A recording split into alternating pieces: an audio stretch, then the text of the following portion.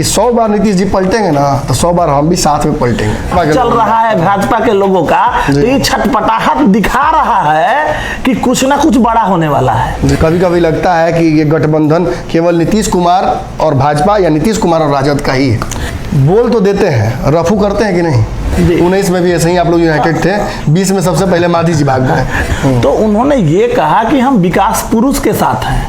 तो नीतीश कुमार का विकास छुपा हुआ नहीं है, उसके पहले के बिहार को देखिए और आज के बिहार को देखिए, तो उनके फोटो के साथ साथ हर राज्य के मुख्यमंत्री का फोटो वहां पे लगना चाहिए था। नमस्कार, पंचनामा की विशेष राजनीतिक चर्चाओं की श्रृंखला पर आपका एक बार फिर से स्वागत है। देखिए, बहुत सारी बातों पर हमने चर्चा की। बिहार में किस तरीके से जो एक राजनीतिक ग्राफ बदल रहा है, उसकी वजह से देश की राजनीति में क्या प्रतिफल पड़ेगा। नीतीश कुमार महागठबंधन के 7 दलों को एक साथ लेकर बिहार में एक ऐसा अश्वमेध कर रहे हैं जिस यज्ञ से शायद दिल्ली की राजनीति और तख्त जो है वो हिल जाए। प्रशांत किशोर और उनके बीच जो वाद विवाद हुआ है उस पर भी चर्चा करेंगे। उसके अलावा मांझी जी ने इस पूरे यज्ञ में एक और विघ्न सा डाल दिया है बयान देकर, उस पर भी चर्चा करेंगे। अतिथि जो हमारे साथ हैं उनसे आपका पहले परिचय करा दें। रंजन सिंह जी हैं, शिक्षाविद हैं, बिहार में पटना में केमिस्ट्री क्लासेस इनके चलते हैं, बड़ा फेमस है। बच्चों के बीच इनको लेकर एक अलग तरीके की छवि है। एक गुरु के अलावा एक दोस्त के तौर पर भी बच्चों को पढ़ाते हैं। लेकिन राजनीतिक चर्चा हो रही है, तो ऐसे में शिक्षक की आवश्यकता क्या है, वो परिचय आप जान लीजिए। ये हम पार्टी, जो जीतन राम मांझी की पार्टी है, उसके शिक्षा प्रकोष्ठ के राष्ट्रीय अध्यक्ष हैं। बहुत मुखर हैं, दिन भर बोलबे करते हैं। बोल तो देते हैं, रफू करते हैं कि नहीं? देखिए, रफू करने की आवश्यकता पड़ती ही नहीं है। नहीं पड़ती है। बेवाक बोलने का अंदाज रहा है, हमेशा बेवाक बोलते नहीं, क्योंकि अब जब सवाल में मैं पूछूंगा उसमें रफू करना पड़ेगा। नहीं, रफू नहीं किया जाएगा। जो वास्तविकता होगा उसी वास्तविकता को रखा जाएगा। मांझी जी, नीतीश जी के बारे में कहा जाता है कि नीतीश जी पलट जाते हैं। उनको लगता है कि मेरी कुर्सी पर थोड़ा सा भी शक होगा तो पलट जाता है। मांझी जी भी तो ऐसा ही करते हैं ना, और करते ही नहीं है बल्कि बाकायदा सिरा ठोक के मीडिया के समक्ष आके कह रहे हैं कि 100 बार नीतीश जी पलटेंगे ना तो 100 बार हम भी साथ में पलटेंगे। देखिए, उनके बयानों को लोग तोड़ ममोड़ के पेश करने का प्रयास करते हैं। तोड़ ममोड़ के पेश करने की जरूरत क्या है? उन्होंने कहा कि मेरा ये व्यक्तिगत मानना है। एक बात आप समझिए, आप थोड़ा सा अगर बैक उठा के देखिए तो ये विगत 15 सालों में नीतीश जी के द्वारा जो किया गया काम है वो सर्वविदित है। ठीक है। जो उन्होंने यहाँ काम किया है, यहाँ की जो विकास की धारा जिस अंत तक पहुँचने का प्रयास कर रही है, उसका कहीं ना कहीं उस कीर्तिमान को साबित करने का जो श्रेय है वो नीतीश कुमार को ही जाता है। तो उन्होंने ये कहा कि हम विकास पुरुष के साथ हैं। अगर उनको लगता है कि राज्य हित में, उन्होंने ये वर्ड यूज किया है, बिहार राज्य के हित में अगर मुझे लगता है कि अगर वो अच्छा कर रहे हैं और उनको फिर से अगर कहीं सत्ता परिवर्तन करने की आवश्यकता अगर महसूस हुई तो हम नीतीश जी के साथ रहेंगे। आपको एक चीज भूलना नहीं चाहिए, दलितों को अगर सम्मान देने का कहीं ना कहीं अगर काम किया है कोई, तो वो नीतीश जी ने किया है। आप याद करें, मांझी जी पहले मुख्यमंत्री हैं मांझी समाज से, जिनको बनाने का काम नीतीश जी ने किया है। तो आप एक चीज समझिए कि जो विकास पुरुष हैं, जहां उनको सम्मान मिल रहा है तो उनके प्रति तो उनकी मतलब आस्था जो है वो रहना तो लाजमी है। बहुत बढ़िया बात आपने कह दिया, करने की आवश्यकता नहीं। बहुत बढ़िया बात आपने कह दिया कि मांझी जी को उन्होंने मुख्यमंत्री बनाया था। तो सही बात है, मांझी जी को मुख्यमंत्री जो बनाएगा व्यक्ति वो खुद पलटेगा, तो मांझी जी तो उनके साथ +1 है। नहीं, देखिए, ये अपने सोचने का नजरिया है। हमारे कहने का मतलब ये है कि विकास हमेशा उनके किसी भी लाइन में आप जोड़ के देखिएगा, जो स्टेटमेंट उन्होंने दिया था, उन्होंने एक ही वर्ड बार बार यूज किया कि बिहार के विकास। तो बिहार का विकास अगर हो तभी सबों का फायदा है। तो उन्होंने इस बात पे जोर देते हुए कहा कि अगर बिहार के विकास के लिए हमको आउट ऑफ ट्रैक जाके भी अगर नीतीश जी को सपोर्ट करना पड़ा तो हम उस सपोर्ट को करने के लिए तैयार है। तो इस पे मतलब बिलबिलाहट नहीं होना चाहिए लोगों को। विवाद इस पे होना चाहिए कि मांझी जी को MLC का जो चुनाव होता है ऑफर तक नहीं मिलता है, मांझी जी कहते हैं कि मिल जाता तो ठीक रहता। जी। मांझी जी का दुख भी छलकता है, एक जगह बैठते हैं तो कहते हैं कि उधर से भी चले जाते हैं, इधर से भी चले जाते हैं। कभी कभी लगता है कि ये गठबंधन केवल नीतीश कुमार और भाजपा या नीतीश कुमार और राजद का ही है। नहीं, ऐसा नहीं कर सकते हैं, इसको इस तरह से कहना गलत होगा। आप देखिए, अभी उपचुनाव में ही ले लीजिए, उपचुनाव में जो घोषणा हुआ, देखिए सबका अपना अपना दायरा है, बिल्कुल, और हर तरह के ये आला कमान का जो भी डिस्कशन है वो तो उनके रेंज का है, ये हमारे रेंज की बातें उतनी नहीं है। लेकिन जी। फिर भी अगर इस चीज को समझा जाए तो अगर जैसे दोनों उपचुनाव के लिए जो घोषणा हुई, तो उस घोषणा पत्र को भी में दोनों लोगों को लेटर देने का काम भी मांझी जी ने सर्वमान्य होकर दिया। तो कहीं ना कहीं ये गठबंधन की बात हो रही है, और गठबंधन अगर है, महागठबंधन साथ में चलेगा तो उसका एक प्रमाण है कि उनके थ्रू जो श्रेष्ठ है, इस गठबंधन के श्रेष्ठ हैं, उनको ये महत्व दिया जा रहा है, और उनके थ्रू इन लोगों को वो दिया जा रहा है कि भाई आप जाके लड़िए। तो ये अपने आप में दर्शाता है कि हम लोग यूनाइटेड हैं और इससे फूट होने का कोई चांस नहीं है। 19 में भी ऐसे ही आप लोग यूनाइटेड थे, 20 में सबसे पहले मांझी जी भाग गए। नहीं भाग, देखिए हमारे संरक्षक जी का समझिए तो उनका एक बड़ा सीधा सीधा बात रहता है कि हम हमेशा ना तो हम इधर की बात करते हैं ना उधर की बात करते हैं, हम न्यूट्रल बात करते हैं। ठीक है। अगर हमको लगेगा कि यहाँ पे हमारी बातें पूरी नहीं हो रही हैं, हमारे अनुसार विकास में, और आप याद होगा कि 1 साल में जो उन्होंने काम किया है, अपने मतलब मुख्यमंत्री के काल में जो उन्होंने काम किया है वो सर्वविदित है।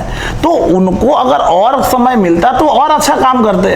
तो विकास को लेके नहीं, परिस्थितियां बनाया भी उन्होंने, हटाया भी, ऐसी परिस्थितियां आई होंगी जिसपे ये बातें हुई, और अलग वो तो अलग डिस्कशन का बात है। लेकिन जो अगर लेके चलेंगे उतने ही काल में इन्होंने ये दिखाने का काम किया कि हम गरीबों के नेता हैं और गरीबों के लिए हम समर्पित हैं, और दलित, शोषित, वंचित जहां भी हो, जिनको भी हमारी आवश्यकता महसूस होगी, हम वहां हमेशा खड़ा होने का काम करेंगे। हम पार्टी अभी यही कर रही है। देखिए, मांझी जी के बयानों को हम बहुत गंभीरता से लेते हैं, क्योंकि अक्सर मांझी जी जब कहते हैं कोई बात तो कुछ दिनों बाद वो बातें होती हैं। जी।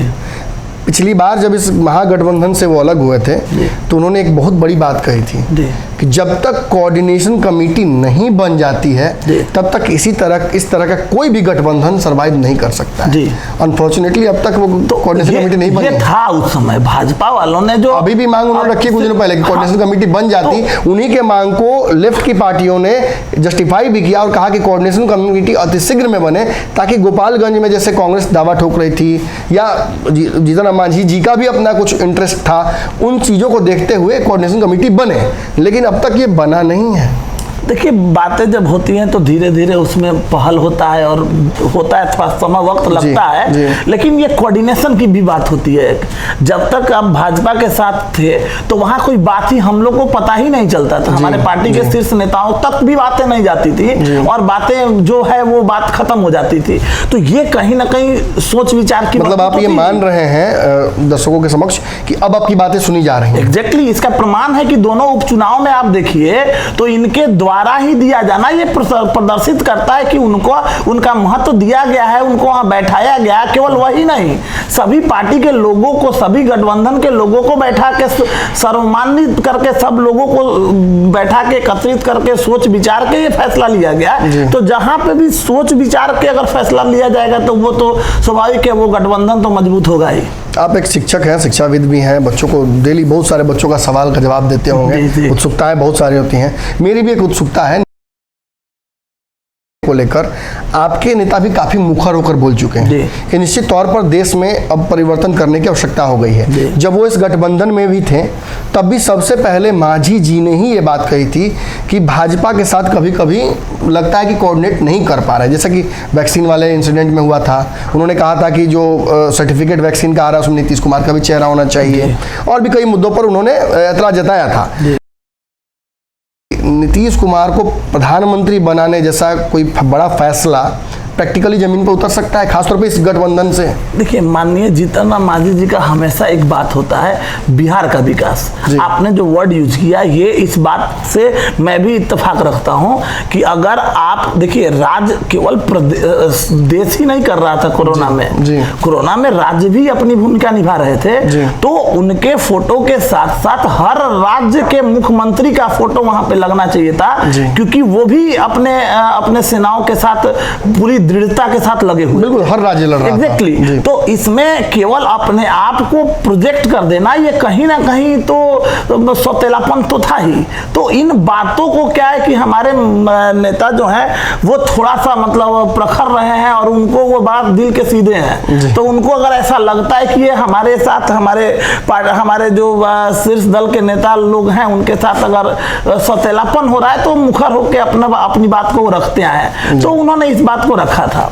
रही बात इनके विकास की, तो नीतीश कुमार का विकास छुपा हुआ नहीं है। उसके पहले के बिहार को देखिए और आज के बिहार को देखिए, तो वो कहीं ना कहीं, और जहां कोई सोर्स नहीं हो वहां से बिहार को उठा के उस लेवल तक ले जाने का अगर कोई काम कर रहा है तो वो नीतीश जी किए हैं। तो इसका मतलब है कि उनका नेतृत्व करने का तो क्षमता तो अच्छा है ही। तो अगर नेतृत्व करने की क्षमता उनकी अच्छी है, तो ये समय एक आ सकता है कि वो अगर महागठबंधन में जितने भी पार्टियां हैं, अगर वो अपनी सर्वसहमति अगर जाहिर करती हैं, तो उनको मुख्यमंत्री तो है ही, वो प्रधानमंत्री के रूप में अगर प्रोजेक्ट किया जाए तो इसमें कोई मतलब आश्चर्यचकित होने वाली बात नहीं है। 24 में क्या आपको लगता है कि नरेंद्र मोदी को एक बड़ा चैलेंज नीतीश कुमार दे सकते हैं, अगर मांझी जी और बाकी विपक्ष के नेताओं का, लालू यादव का सपोर्ट मिले तो? देखिए, अगर ये नहीं रहता तो इस उपचुनाव में मतलब बिहार के नेता से लेकर मतलब शीर्ष मतलब दिल्ली तक का लोग नहीं हिला रहता। मतलब पैदल जो मार्च चल रहा है भाजपा के लोगों का, तो ये छटपटाहट दिखा रहा है कि कुछ ना कुछ बड़ा होने वाला है। तो जब बड़ा होगा तो बड़ा का तो नींव रखना ही ना पड़ेगा। तो उसका आगाज हो गया है, अब अंजाम तो देखने के लिए सब लोग तैयार रहेंगे। सीटों के समझौता एक बड़ा समस्या हर बार बन जाता है, क्योंकि 24 में भी सीटों का समझौता करना है, 25 में भी करना है। क्या आपको लगता है कि इस बार जो गलतियां पिछली बार हुई थी, खुद मुकेश सहनी ने भी आरोप लगाया था तेजस्वी यादव पर, मांझी जी ने भी कहा था कि शायद उतने परिपक्व नहीं है कि वो समझ पाए इस परिस्थितियों को, क्या लगता है कि ये समस्याएं अब नहीं आएंगी आगे? नहीं, इसी बात को लेकर तो हमारे संरक्षक महोदय जी हमेशा इस बात को उठाते रहे हैं कि कोऑर्डिनेशन कमेटी का गठन होना चाहिए।